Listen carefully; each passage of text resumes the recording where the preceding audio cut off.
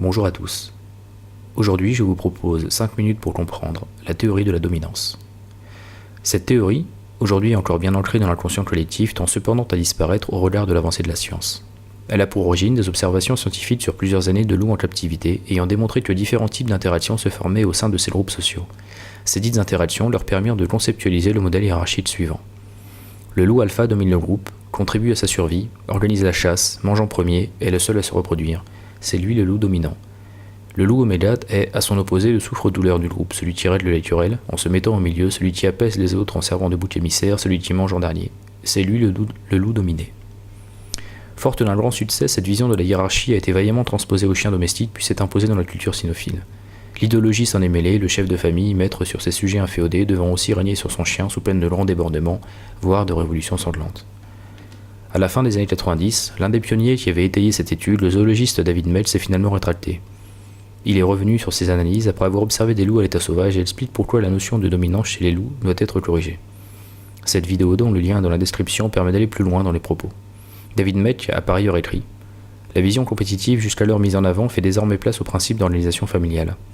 Les loups à l'état sauvage vivent et se déplacent en famille, constitués du couple parental et de leur progéniture. Les compétitions sont inexistantes, ce sont les enfants qui mangent en premier, et les bagarres plutôt rares. » Cette réécriture de la théorie de la dominance a également été suivie par Frank Beach ou encore Adam Micklosy.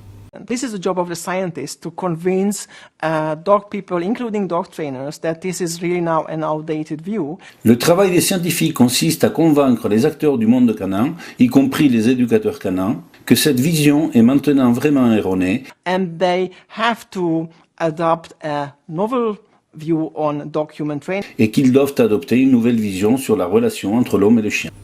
Néanmoins, malgré la voix des spécialistes, la dominance continue à être enseignée, transmise et entendue. Il est populairement admis que les chiens cherchent à se dominer, à nous dominer, qu'il faut les soumettre pour éviter tout danger. Il est ainsi naturel de croire qu'un chien qui grogne veut dominer son maître. On parle souvent de chien têtu, ou qui défie l'autorité. Un chien qui aboie beaucoup, qui chevauche ou qui passe son temps à monter les autres chiens, qui saute sur tout le monde, ou qui n'écoute simplement pas, est de toute évidence un chien dominant. A l'inverse, un chien qui se couche en montrant son ventre en signe de soumission sera, par contre, un chien dominé. Le chien n'est pas un loup.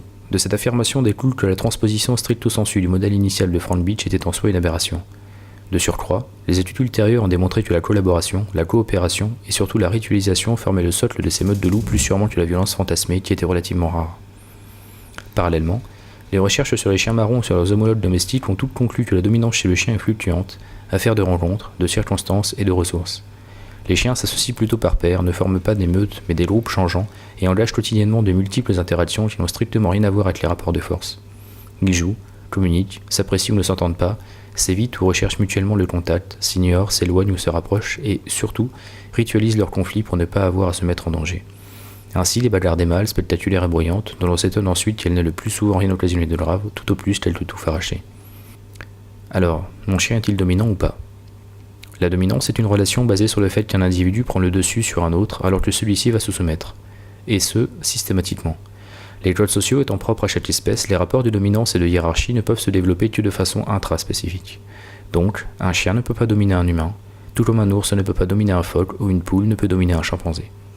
Dans une grande majorité des interactions entraînant un comportement d'agression d'un chien pour un humain, nous entrons dans le modèle de protection de ressources dont le précédent numéro de cette rubrique traite. Je vous invite donc à découvrir cet épisode afin de mieux cerner ce modèle et ses enjeux.